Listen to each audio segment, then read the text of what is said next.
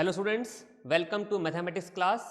Last class में हमने chapter 11 start किया था विच इज कंस्ट्रक्शन। हमने लास्ट क्लास में देखा कि कैसे हम एक गिवन लाइन सेगमेंट को इंटरनली बाइसेक्ट कर सकते हैं in the given ratio m:n। I hope वो मेथड आपको बिल्कुल क्लियर होगा। आज हम एक और मेथड देखेंगे which with the help of which we can divide a given line segment internally in the ratio m:n। तो हमारे पास में दो मेथड्स हैं एक लाइन सेगमेंट को इंटरनली डिवाइड करने के। एक मेथड हम लास्ट क्लास में सीख चुके हैं और दूसरा मेथड हम आज इस क्लास में सीखेंगे।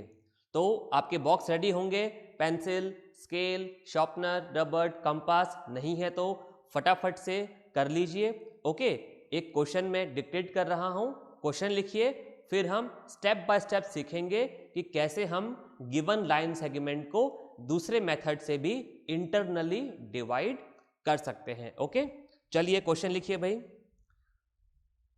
Divide a line segment of length 8 centimetre internally in the ratio 3:4। internally in the ratio 3:4। तो हमें क्या गिवन है? एक लाइन सेगमेंट गिवन है जिसका लेंथ हमें गिवन है 8 सेंटीमीटर और हमें इस लाइन सेगमेंट को इंटरनली डिवाइड करना है 3:4 के रेशियो में। ओके, सो यानी कि m:n, यहां पर m का वैल्यू क्या है 3 और n का वैल्यू कितना हो गया 4। ओके, चलिए मैं स्टेप्स डिक्टेट कर रहा हूं, एक स्टेप लिखेंगे और उसको बोर्ड पे कंस्ट्रक्ट करेंगे। आप अपनी कॉपी में उसको कंस्ट्रक्ट कीजिए। Right, okay, first step, draw a line segment AB of length 8 centimetre. चलिए फर्स्ट स्टेप क्या है? हमें वही एक लाइन सेगमेंट ड्रॉ करना है AB। ओके, तो ये मैंने एक लाइन सेगमेंट AB ड्रॉ कर दिया 8 सेंटीमीटर। तो आप भी अपने नोटबुक में एक लाइन सेगमेंट ड्रॉ करेंगे AB और इसका लेंथ कितना होगा 8 सेंटीमीटर का होगा। राइट, तो first step, draw a line segment AB of length 8 centimetre. चलिए सेकंड स्टेप लिखिए, ड्रॉ एनी रे AX making an acute angle BAX with AB। तो हमें क्या करना है? अब हमें एक रे ड्रॉ करना है AX। ओके, AX का मतलब रे कहां से ड्रॉ करेंगे?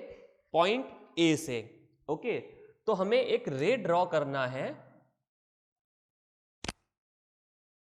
AX, okay, such that angle BAX यानी कि ये वाला एंगल BAX एक्यूट एंगल होना चाहिए। अब एक्यूट एंगल पता है, लेस देन 90 डिग्री। तो हमें एक रे ड्रॉ करना है A से, रे AX। ओके, आप स्केल की हेल्प से कर सकते हैं और हम देख सकते हैं कि ये एंगल एक एक्यूट एंगल है, लेस देन 90 डिग्री का है। ये रे हम लाइन सेगमेंट AB के अब ऊपर की तरफ भी ड्रॉ कर सकते हैं, नीचे की तरफ भी कर सकते हैं, कोई फर्क नहीं पड़ेगा। Okay, so either you can draw ray AX on this side of AB or on this side of AB। Right, तो हमने एक रे ड्रॉ किया AX किस तरीके से? सच दैट एंगल BAX, ये वाला angle, okay, so that angle BAX is an acute angle. Okay, clear है? चलिए नेक्स्ट स्टेप लिखिए, step number 3, draw a ray BY parallel to AX। Draw a ray BY parallel to AX by making angle ABY equals to angle BAX। Angle BAX। अब क्या करना है, हमें B से एक रे ड्रॉ करना है इन दी ऑपोजिट साइड। ओके, ये रे AX हमने AB के इस साइड ड्रॉ किया है, तो रे BY इस साइड ड्रॉ करेंगे ऑपोजिट साइड में। ओके, तो हमें ऑपोजिट साइड में एक रे ड्रॉ करना है, रे BY तो यानी कि किस पॉइंट से ड्रॉ करेंगे, पॉइंट B से। और ये रे कैसा रे होगा, such that BY is parallel to AX। हमें BY को पैरेलल ड्रॉ करना है AX के। अब पैरेलल रे हम कैसे ड्रॉ कर सकते हैं, ओके चलिए देखते हैं। तो आप अपना कंपास रेडी रखिए। ओके, कंपास का निब आप पॉइंट A पर रखेंगे, इस तरीके से कंपास का निब आप पॉइंट A पर रखेंगे और एक सूटेबल लेंथ ओपन करके आप इस तरीके से एक आर्क ड्रॉ करेंगे।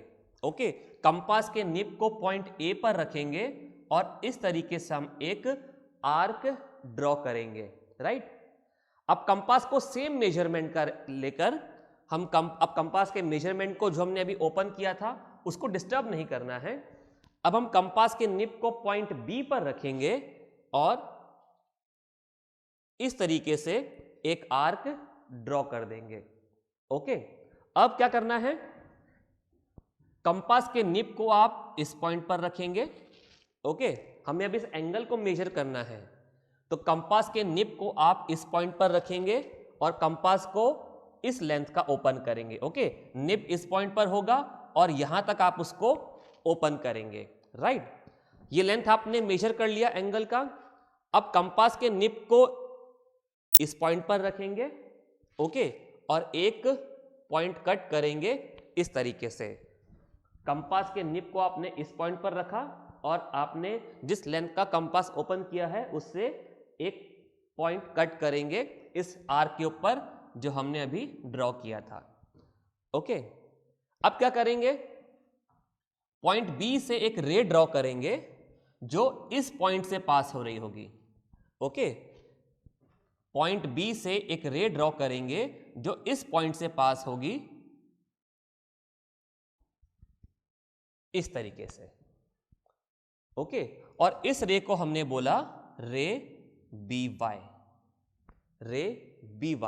ओके, अब हमें क्या करना था, हमें AX के पैरेलल एक रे ड्रॉ करना था, रे BY। तो हमने क्या किया, इस एंगल के इक्वल एक एंगल यहां पर ड्रॉ कर दिया। तो ये रे AX और ये रे BY क्या पैरेलल होंगी, चलिए देखते हैं। ओके, देखिए आप रे AX को और रे BY को देखिए। ओके, मैं इसको ऐसे यहां पे अलग से ड्रॉ कर देता हूं। ये हो गया AX, ओके, और ये हो गया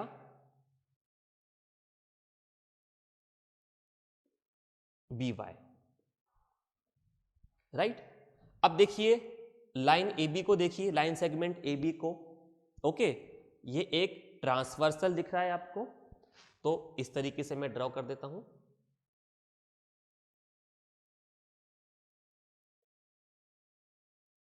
ओके, सो AX और BY दो रेज हैं, AB एक ट्रांसवर्सल हो गया, राइट। चलिए काम करता हूं, मैं इसको थोड़ा सा भी आगे और एक्सटेंड कर देता हूं और इसको भी हम थोड़ा सा इस तरीके से ऊपर की तरफ एक्सटेंड कर देते हैं। अब आप देख सकते हैं कि ये एक रे है, ये भी एक रे है और AB एक ट्रांसवर्सल हो गया। ओके, अब हमें कौन से एंगल्स ऑब्जर्व करने हैं, एंगल BAX और एंगल ABY, यानी कि एंगल BAX ये वाला एंगल बन रहा है और एंगल ABY ये वाला एंगल बन रहा है। और ये दोनों एंगल कौन से एंगल हैं, ये हैं interior opposite angles. Okay, alternate interior angles. अगर ऑल्टरनेट इंटीरियर एंगल्स इक्वल हैं, ये कौन से एंगल हैं, ऑल्टरनेट इंटीरियर एंगल्स। अगर ऑल्टरनेट इंटीरियर एंगल्स इक्वल हैं, ये आप क्लास 9th में पढ़ चुके हैं कौन से चैप्टर में, लाइंस एंड एंगल्स वाले चैप्टर में। ओके, अगर नहीं याद है तो आप अपने टीचर इंचार्ज को बोलिए कि वो आपको क्लास 9th का लाइंस एंड एंगल चैप्टर के लेक्चर्स सेंड करेंगे। ओके, जिसमें टीचर ने ये समझाया है कि ये कौन से एंगल्स हैं, ऑल्टरनेट इंटीरियर एंगल्स। तो दो पैरेलल लाइन के बीच में कौन कौन से डिफरेंट एंगल्स बनते हैं, ये उन लेक्चर्स में टीचर ने समझाया है। आप क्लास 9th में भी पढ़ चुके हैं, राइट। सो हमने पढ़ा है अगर ऑल्टरनेट इंटीरियर एंगल्स इक्वल होते हैं तो गिवन लाइंस पैरेलल होंगी, राइट। तो क्योंकि हमने ये एंगल और ये एंगल इक्वल ड्रॉ किए हैं, राइट, और ये कौन से एंगल हैं, ऑल्टरनेट इंटीरियर एंगल्स, तो रे AX एंड रे BY कैसे होंगे, आपस में पैरेलल रेज होंगे, राइट। चलिए ये बात आपको समझ आ गई होगी, इसको मैं रब कर देता हूं अब।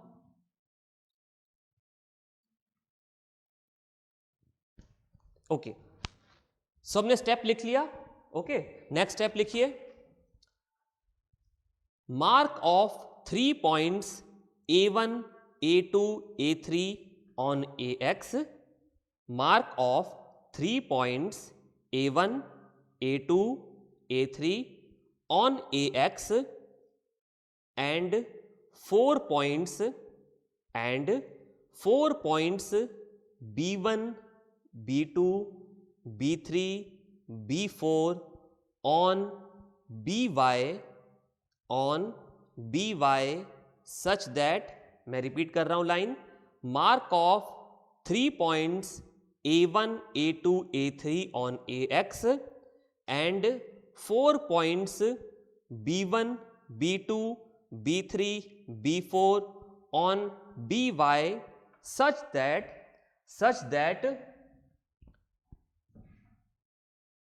A1 equals to A1, A2 equals to A2, A3 equals to B1 equals to B1, B2, मैं नीचे कंटिन्यू कर रहा हूं, आप एक ही लाइन में लिखेंगे इसको, equals to B2, B3 equals to B3, B4।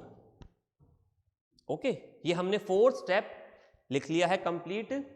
क्या करना है हमें, क्या लिखा है हमने, mark of 3 points, mark of 3 points on रे AX। कौन से पॉइंट हैं, A1, A2, A3, यानी कि हमें रे AX पर कितने पॉइंट्स मार्क करने हैं, 3 पॉइंट्स।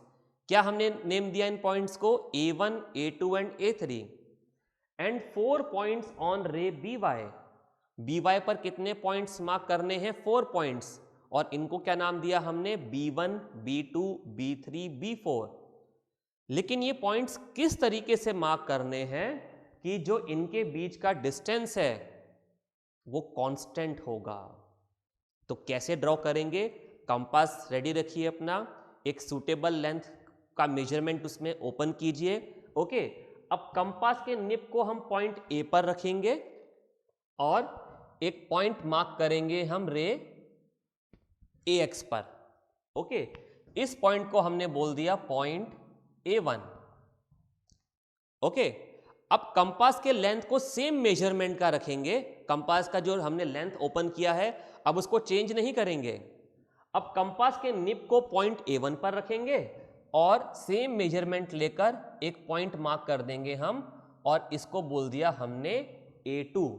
ओके, इस पॉइंट को हमने बोल दिया पॉइंट A2। ये A1 है, देन A2।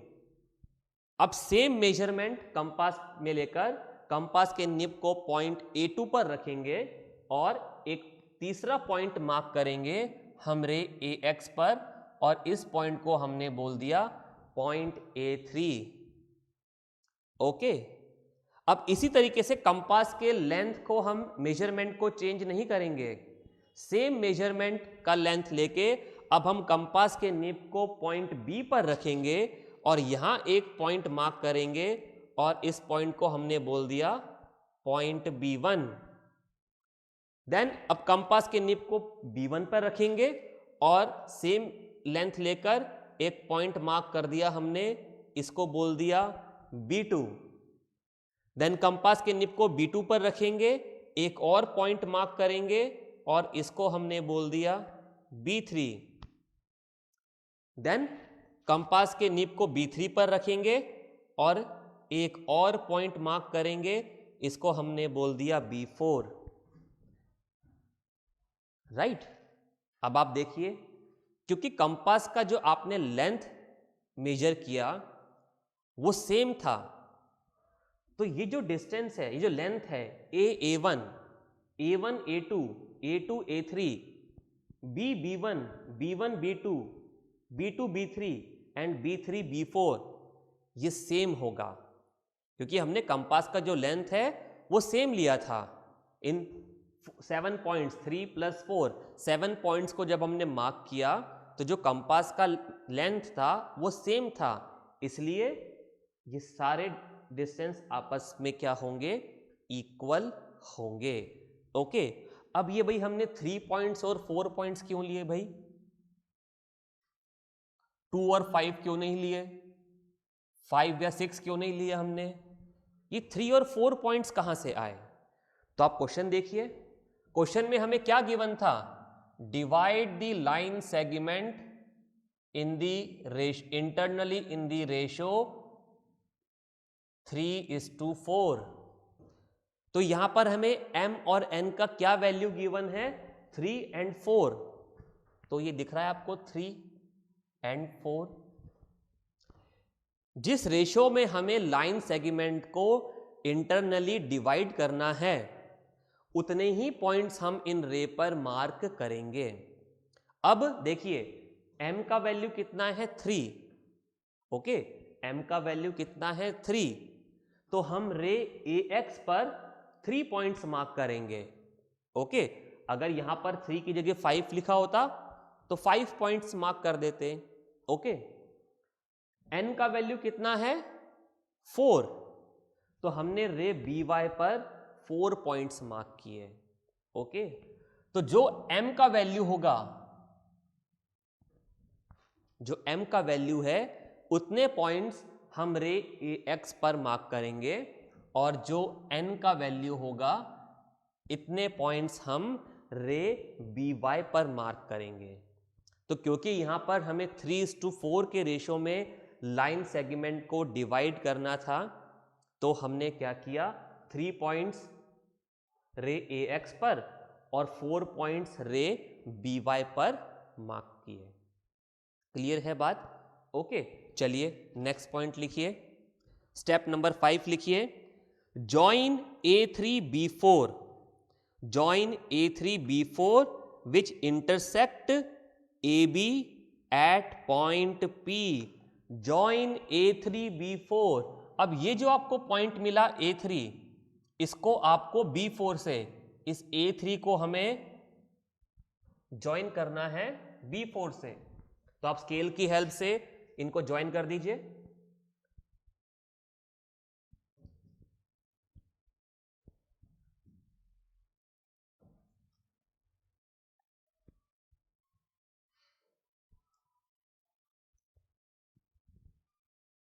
इस तरीके से। Okay, join A3B4 which intersect the line AB at point P। तो जिस पॉइंट पर इस लाइन A3B4 को जब हमने ज्वाइन किया, तो इस लाइन ने AB को P पॉइंट पर इंटरसेक्ट किया। तो जिस पॉइंट पर ये दोनों लाइंस इंटरसेक्ट हो रही हैं, उसे हमने बोल दिया point P। And this point is the, लिखिए last step, P is the point, P is the point dividing AB, P is the point dividing AB internally in the ratio 3:4, internally in the ratio 3:4. So this is the required point. P point is the required point which divides the given line segment AB in the ratio 3:4. Okay, अब इसका justification, क्यों ऐसा होगा कि point P ही वो point होगा जो इस लाइन सेगमेंट को 3:4 के रेशियो में डिवाइड कर रहा होगा। चलिए देखते हैं justification.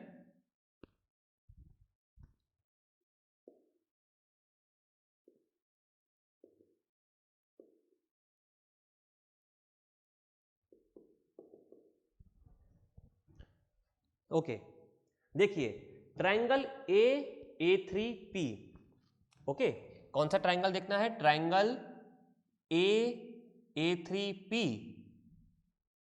And triangle B4P, A3P and B4P, B4P। Okay, देखिए इन ट्रायंगल्स में ये वाला एंगल, एंगल A3PA, मैं यहां लिख देता हूं एंगल ऐसे APA3 ऐसे लिख देते हैं, एंगल APA3 आप देख सकते हैं APA3 यानी कि ये वाला एंगल। ओके, ये किसके इक्वल होगा? Angle BPB4 is equals to angle BPB4। क्यों इक्वल होगा भाई? क्योंकि ये दोनों एंगल्स कौन से एंगल्स हैं? Vertically opposite angles.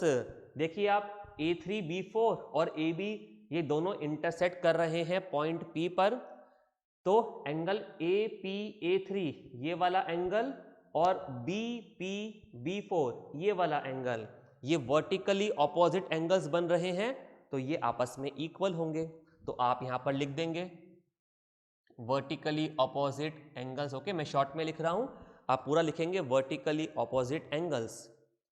और कौन सा एंगल इक्वल हो सकता है? देखिए ये वाला एंगल और ये वाला एंगल भी इक्वल है, क्योंकि हमने कंस्ट्रक्शन से इनको आपस में इक्वल ड्रॉ किया था और तभी तो AX और BY आपस में पैरेलल थे। तो angle A3AP, angle A3AP equals to angle B4BP, angle B4BP। Okay, तो अब देखिए इन दोनों ट्रायंगल A3P और B4P, इन दो ट्रायंगल्स में दो एंगल्स इक्वल हो गए। सो बाय AA सिमिलैरिटी क्राइटेरिया ये दोनों ट्रायंगल्स क्या हो गए? Similar triangles. So therefore triangle A3P is similar to triangle B4P by AA similarity criteria। Okay, आप पूरा लिख लेंगे by AA similarity criteria। Check भी कर लीजिए AAPA3।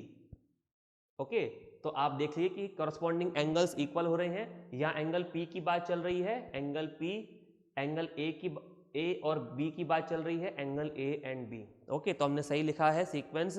तो triangle AA3P is similar to triangle BB4P। अब अगर ट्रायंगल सिमिलर हैं तो कॉरस्पॉन्डिंग साइड्स के रेशियो भी आपस में इक्वल होंगे। तो हम लिख सकते हैं सो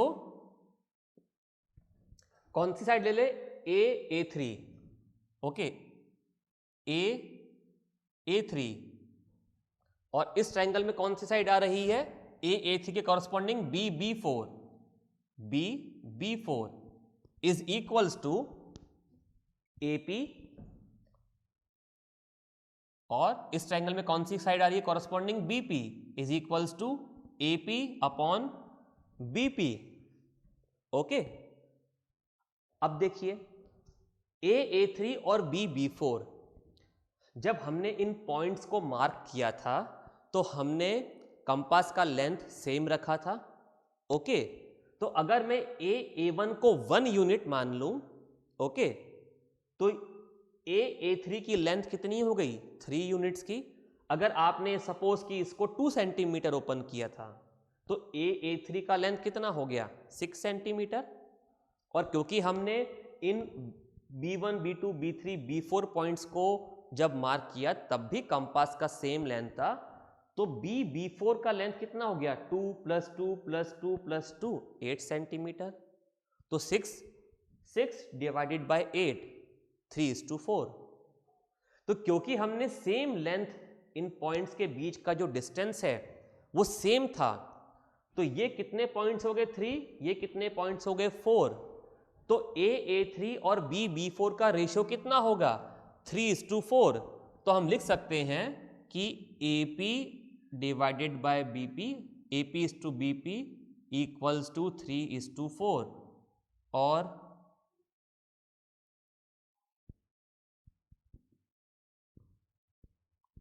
this is the justification why point P divides the line segment AB internally in the ratio 3:4। तो हमने दोनों ट्रायंगल्स को सिमिलर प्रूव कर दिया कि पॉइंट P कौन सा पॉइंट है जो इस गिवन लाइन सेगमेंट को इंटरनली डिवाइड कर रहा है इन द रेशियो 3:4। ओके, अब क्या हम चेक भी कर सकते हैं? चलिए, ये तो हमने कंस्ट्रक्शन कर लिया, लेकिन अगर हमें अब चेक करना है, हमें श्योर होना है कि भाई ये पॉइंट P बिल्कुल सही पॉइंट है। ये तो हमने जस्टिफिकेशन देख लिया, बट हमें तो चेक भी करना है इसको। तो कैसे चेक करेंगे? अब आप पहले वीडियो को पॉज करके ये नोट कर लीजिए, फिर हम इसको चेक करते हैं कि क्या यही वाकई में वही पॉइंट है या कोई हमने गलती तो नहीं करी। ओके,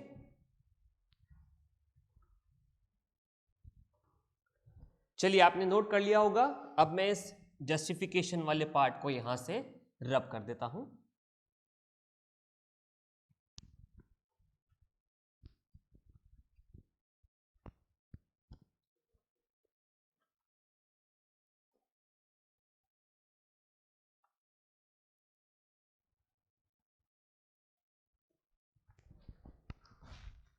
चलिए, अब हमें चेक करना है कि भाई क्या हमने बिल्कुल सही कंस्ट्रक्शन किया है, क्या P ही वो पॉइंट है जो इस लाइन AB को 3:4 के रेशियो में डिवाइड करेगा। चलिए, अब हम चेक कर लेते हैं। तो हमें AP और BP का रेशियो मिला 3:4।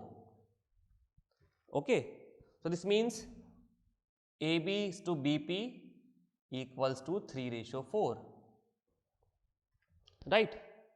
तो हम एक काम करते हैं, late AP equals to 3x। अब हम एक काम करते हैं, AP का और PB का लेंथ मालूम कर लेते हैं कि कितना होना चाहिए। ओके, तो कैसे करेंगे मालूम? हमने AP को 3x मान लिया एंड BP का वैल्यू हमने मान लिया 4x। Okay, AP equals to 3x and BP equals to 4x।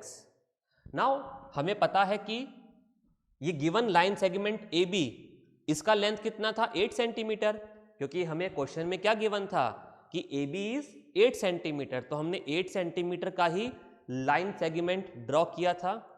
तो हम क्या लिख सकते हैं कि AP plus BP equals to AB। ये AB के ही दो पार्ट हैं, AP plus BP equals to AB, ऐसा लिख सकते हैं। अब AP का वैल्यू कितना है 3x और BP का वैल्यू 4x, ये कितना हो गया 8, क्योंकि AB की वैल्यू कितनी है 8 सेंटीमीटर। यहां से हमें क्या मिला 7x equals to 8, 3x plus 4x 7x। तो यहां से हमें x का वैल्यू कितना मिला 8 divided by 7। Okay, 8 divided by 7। अगर x का वैल्यू 8 डिवाइडेड बाय 7 है तो AP का लेंथ कितना होना चाहिए?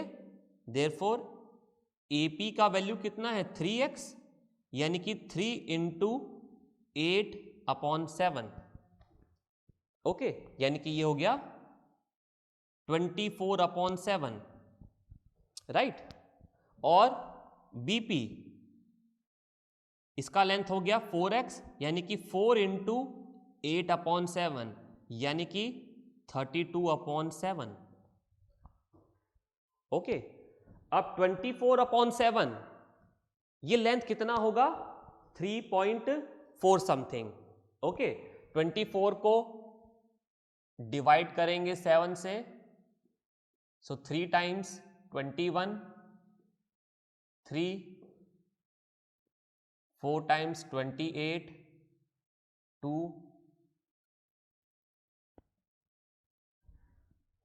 सो एपी का लेंथ कितना होना चाहिए? Approximately 3.42 centimetres. और इसी तरीके से आप बीपी का लेंथ भी यहां से कैलकुलेट कर सकते हैं। ओके, सो ये 4 से बड़ा वैल्यू आएगा आपके पास में। जैसे हमने एपी का लेंथ निकाला 3.42, ऐसे ही आप बीपी का भी लेंथ यहां से निकाल सकते हैं। यानी कि अगर हमने एबी को, गिवन लाइन सेगमेंट एबी को 3:4 के रेशियो में डिवाइड किया है, तो इसके अकॉर्डिंग एपी का लेंथ होना चाहिए 3.42 सेंटीमीटर और बीपी का लेंथ होना चाहिए 32/7। 4 से बड़ा वैल्यू आएगा ये। ओके, तो वो आप कैलकुलेट कर लेंगे। अब हम यहां पर चेक करते हैं कि क्या एपी का लेंथ 3.42 सेंटीमीटर है।